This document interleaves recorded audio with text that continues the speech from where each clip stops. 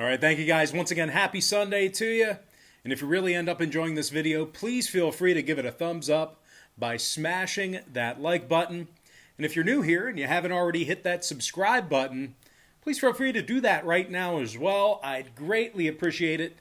Now, for those who don't already know, my name is Brock Page, and I do sports picks for free right here on YouTube. We got ourselves a pretty good slate of NHL action here today. We got one started off at 1 o'clock here, so let's go ahead and dive into it. We're going to take a look at the Devils squaring off against the Sabres, 1 p.m. Eastern puck drop. Now, the Buffalo Sabres are minus 160, totals 5.5 juice to the over. New Jersey's plus 140 on the money line, and if you like them catching the goal and a half, the Devils are minus 170 for some puck line cash. Now, Eric Comrie's projected in the net for New Jersey. Carter Hutton for the Sabres. Hutton's just 1-2 straight up on the season. He's got just an .899 save percentage. Now, the Sabres are in the bottom 10 in the NHL defensively in goals allowed at home. And they're also averaging just 2.8 goals per contest offensively at the KeyBank Center. They're taking on a Devils squad who successfully cashed in on the puck line in 2 out of their last 3 road games. They're giving up just 2.8 goals per contest. Jack Hughes and Miles Wood, they currently lead this club in goals. Hughes also has 8 total points on the season. The Devils are averaging 31 shots on goal when they travel, certainly giving themselves plenty of opportunities, at least when they're away from their home ice.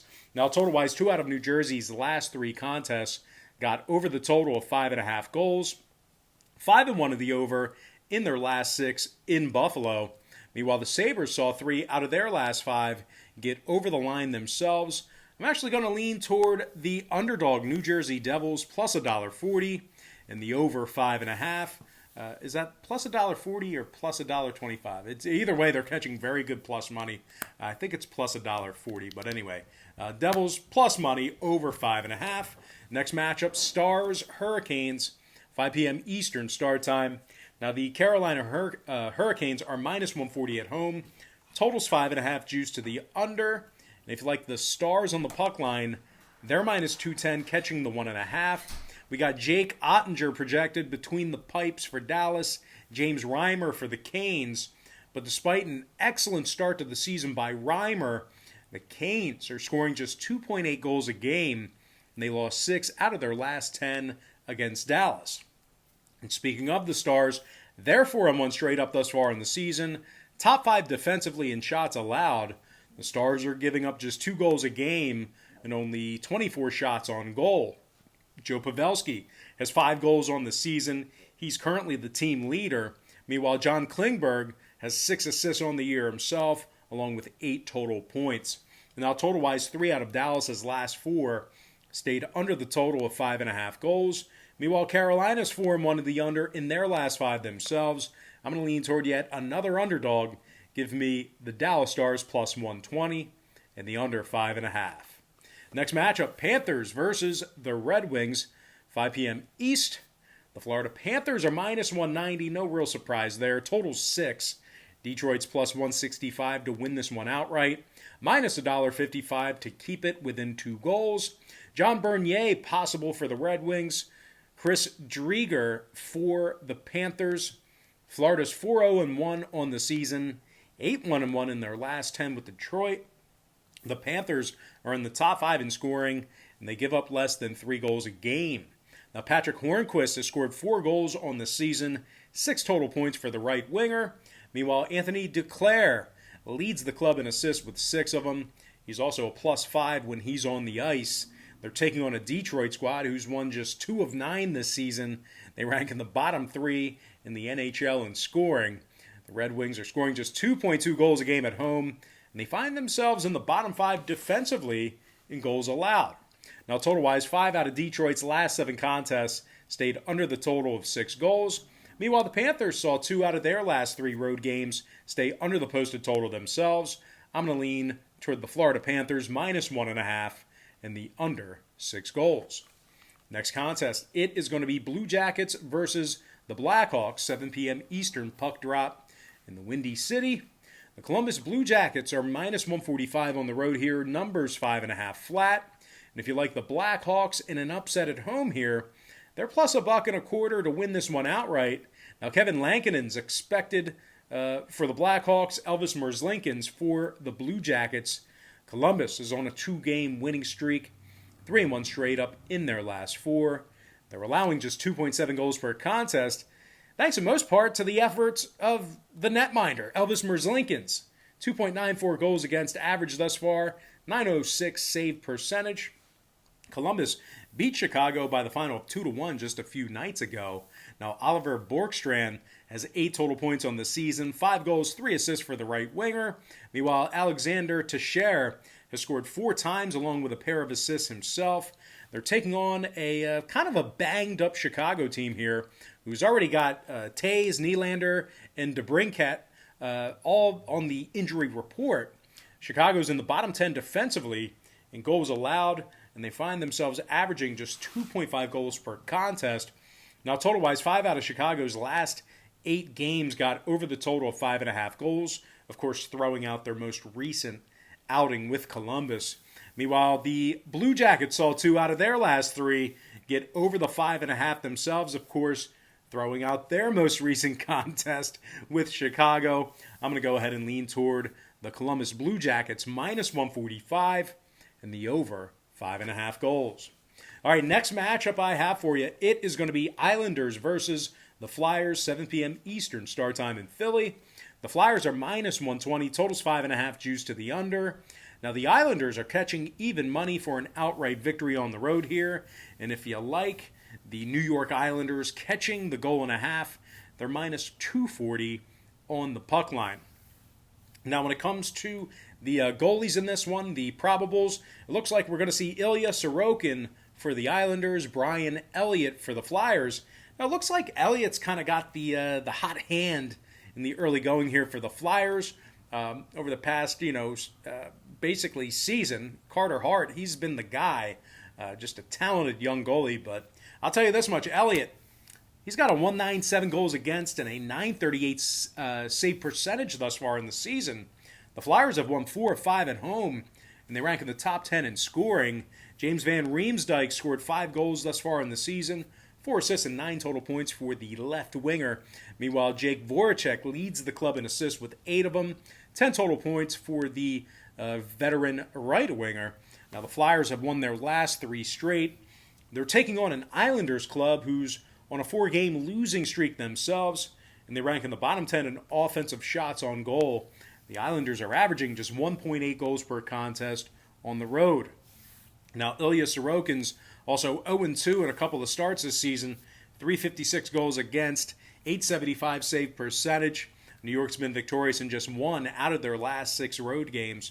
Now, total-wise, New York's 8-3 to the over in their last 11 contests at the Wells Fargo Center. Of course, if you're into historical trends there. Meanwhile, Philadelphia is currently 67% to the over for the entire start of the season themselves. I'm going to lean toward the Flyers minus 120 and the over 5.5. All right, next contest, it is going to be Avalanche versus the Wild, 8 p.m. East. Colorado's minus $1.50, totals 5.5. Now, Minnesota's plus $1.30 to win this one outright, minus 190 to cover. Hunter Miska's possible for Colorado, Cam Talbot for the Wild. Minnesota's lost 3 out of their last 4, just 2 and 3 straight up on their home ice this season. Minnesota ranks in the bottom 10 in goals allowed at home, and they give up 31 shots a game at the XL Energy Center. The Wild, they're averaging only 2.7 goals per contest as well, and they've got a couple key guys on the injury report right now. Now, they're taking on a Colorado team who won their last 3 straight themselves, and they allow just 2.1 goals a game.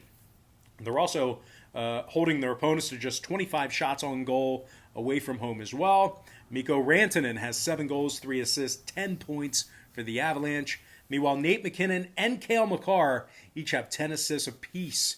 Colorado's in the top 5 in scoring, and they average 33 shots on goal a game. Now, total-wise, 2 out of Colorado's last 3 got over the total of 5.5 goals. 3 out of Minnesota's last 5 home games got over the posted total themselves. I'm going to lean toward the Colorado Avalanche minus 150 and the over 5.5. All right, next contest, it is going to be Blues versus the Ducks, 8 p.m. Eastern puck drop. The Blues are minus 165 away from home. Totals 5.5, juice to the under. Anaheim's plus 145 to win it, minus 175 to keep it close. Maybe Ryan Miller for the Ducks, possibly Ville Husso for the Blues. Now, Husso gave up a ton of goals in his last outing. .813 save percentage thus far in the year. The Blues are in the bottom 5 defensively in shots allowed on the road, bottom 10 in goals allowed at any location. Tarasenko's still out indefinitely. Bozak's out today. They're taking on an Anaheim squad who's 4-1 against the spread on their home ice. And, of course, when I refer to the spread, I'm referring to the puck line. So anyway, 4-1 against the spread on their home ice, and they give up just 2.5 goals per contest. Getzlaf and Rowney each have 4 assists apiece. Comtois leads the Ducks in goals with 3 of them. When it comes to the total, Anaheim's most recent outing yesterday with St. Louis flew way over the total of 5.5 goals. Meanwhile, 6 out of St. Louis's last 7 flew over that number themselves. I'm going to lean toward the underdog Anaheim Ducks plus 1.5 and the over 5.5. And with that, we're going to dive into our next and final matchup of the show. It is going to be Senators versus the Oilers, 9 p.m. Eastern start time. Now, the Oilers are minus $2, total 6.5. Stuart Skinner expected for Edmonton. Matt Murray for the Senators. Now, Ottawa's on a 7-game losing streak. They rank dead last in the NHL defensively in goals allowed. The Senators are also allowing nearly 34 shots on goal when they travel. Matt Murray's got a pitiful 440 goals against and an .850 save percentage. Ottawa scores just 1.5 goals a game away from their home ice. They're taking on an Edmonton squad who's led by Connor McDavid, who's got 7 goals and 10 assists already on the season. Meanwhile, Leon Draisaitl has 15 total points thanks to 6 goals and 9 assists himself. Draisaitl's a +7 as well. The Oilers are in the top 10 in offensive shots on goal. And when it comes to the number in this one, the Oilers saw their last 4 straight all get over the posted total of 6.5 goals. They're also 70% to the over officially for the season. Meanwhile, Ottawa saw 7 out of their last 9 meetings with the Oilers get over the line as well. I'm going to lean toward the Edmonton Oilers minus 1.5 and the over 6.5 goals. And with that, guys, we're going to dive into our quick pick recap. Once again, brought to you by patreon.com/BrockPage, where we are 3-0 in our last 3 Underdog tier package picks. I like the Devils plus 140 over 5.5. I also like the Stars plus $1.20 under 5.5. I like the Panthers minus 1.5 under 6 goals. I also like the Blue Jackets minus 145 over 5.5 goals. I'm leaning toward the Flyers minus 120 over 5.5. I also like the Avalanche minus $1.50 over 5.5 goals. I like the Ducks plus 1.5 over 5.5 goals. And before I give you our next and final contest for the show, one final reminder to please feel free to smash that thumbs up button if you really enjoyed this video. You can also subscribe right now if you haven't done so already. I like the Edmonton Oilers minus 1.5 and the over 6.5 goals. And with that, guys, we're going to dive into, what do we do now? Shoutouts. We're going to dive into some shoutouts to our top 10 commenters over the past couple of days on YouTube. Shout out to Fernando Coronado, Jack Kindy, Red Editor, Rickety Cricket, Hank Q, Jihad Harris, Sammy90210, Carlos Lacerda, Tweezy Tarantino, and last but certainly not least, got to give a shout out to my good friend, Kevin Itandu. All right, guys, that's going to do it for me. Don't forget to check me out on Patreon. Now, if you guys noticed today, we didn't do our traditional Patreon plugs and promos, and the reason for that is Patreon bills you the day you sign up and then the first of every month following that. So if you sign up on the last day of the month, you're really not getting max value for your money, unless it's worth it to you. I mean, if you feel like it's worth a day of service, that's fine. But I say it in every video, Patreon bills you the day you sign up and then the first of every month following that. So really your max value is to sign up on the first of the month or just earlier in the month versus later in the month, unless you feel like there's value there. But anyway, guys, that's going to do it for me. don't forget to check me out on Patreon, like I just said. But most importantly, I got to thank you for joining me right here on YouTube. I really hope you enjoyed all this great free content, all this great free information. And with that said, guys, happy Sunday to you. Best of luck to you. And I look forward to seeing you later on today on my website at patreon.com/BrockPage.